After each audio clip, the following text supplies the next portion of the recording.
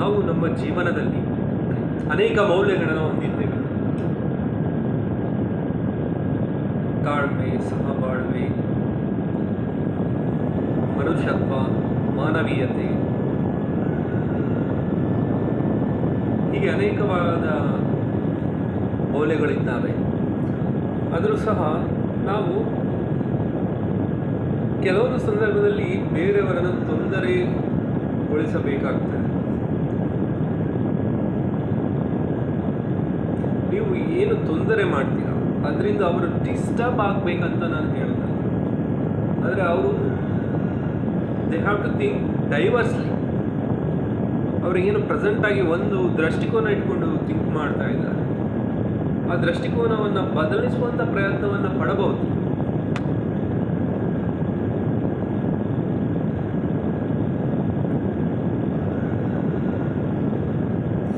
ಜೀವನದಲ್ಲಿ ಅನೇಕ ಉದಾಹರಣೆಗಳು ಬರ್ತವೆ.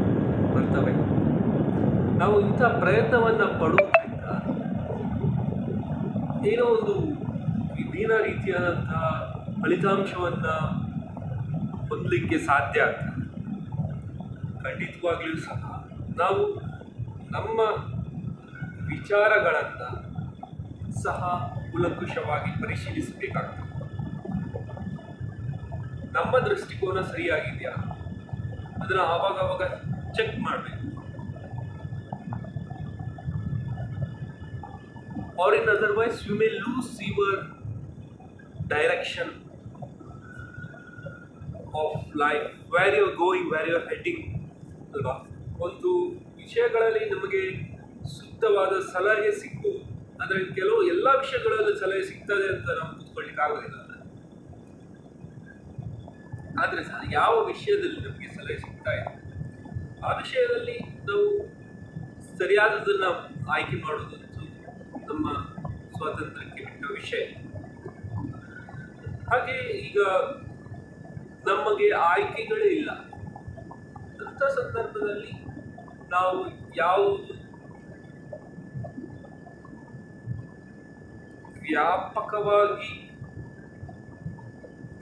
ನಡೆಯಲ್ಪಡ್ತದೆ ಅದನ್ನು ಮಾಡುವುದು ತರ್ಕಬದ್ಧವಾದಂಥ ವಿಷಯ. ಆದರೆ ಕೆಲವೊಂದು ಸಂದರ್ಭದಲ್ಲಿ ನಮಗೆ ಆಯ್ಕೆಗಳು ಇರ್ತದೆ, ಸಲಹೆಗಳು ಇರುವುದಿಲ್ಲ. ಆಗ ಏನು ಮಾಡ್ತೀರಾ?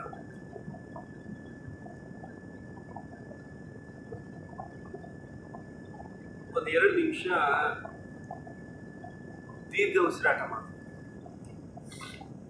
ಪ್ರತಿಯೊಂದು ಉಸಿರಿನಲ್ಲಿ ನೀವು ನಿಮ್ಮ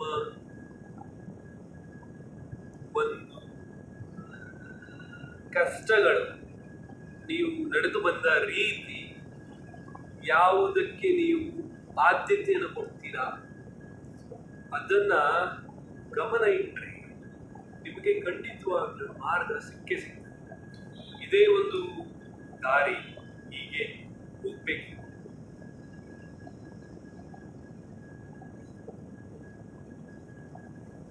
ಇಂಥ ಸಂದರ್ಭದಲ್ಲಿ ನೀವು ಇನ್ನೊಬ್ಬರ ಹತ್ರ ಹೀಗೆ ಮಾಡಿದರೆ ಏನಾಗ್ಬೋದು ಅನ್ನುವಂಥ ಪ್ರಶ್ನೆಗಳನ್ನ ಇಡುವುದರಿಂದ ಅವರು ಕೊಂಚ ಮಟ್ಟಿಗೆ ನಿಮ್ಮ ಪ್ರಶ್ನೆಗೆ ಸೂಕ್ತವಾದ ಸ್ಪಂದನೆ ಕೊಡದೇ ಇರೋದು. ಆದರೆ ಖಂಡಿತವಾಗಿ ನೀವು ಸ್ವಲ್ಪ ತಾಂಡ ವಹಿಸಿದ್ರೆ ನಿಮಗೆ ಉತ್ತರವಂತೂ ಸಿಗುವುದು ಖಂಡಿತವಾಗ್ಲೂ ಸಿಗ್ತದೆ. ನೀವು ಉತ್ತರವನ್ನು ಒಂದೇ ವಿಧಾನದಲ್ಲಿ ಎಕ್ಸ್ಪೆಕ್ಟ್ ಮಾಡಬಾರ್ದು. ಯಾವ ರೀತಿಯಿಂದ ಸಹ ಒಂದು ಉತ್ತರವನ್ನು ನೀವು ಹೇಳಿ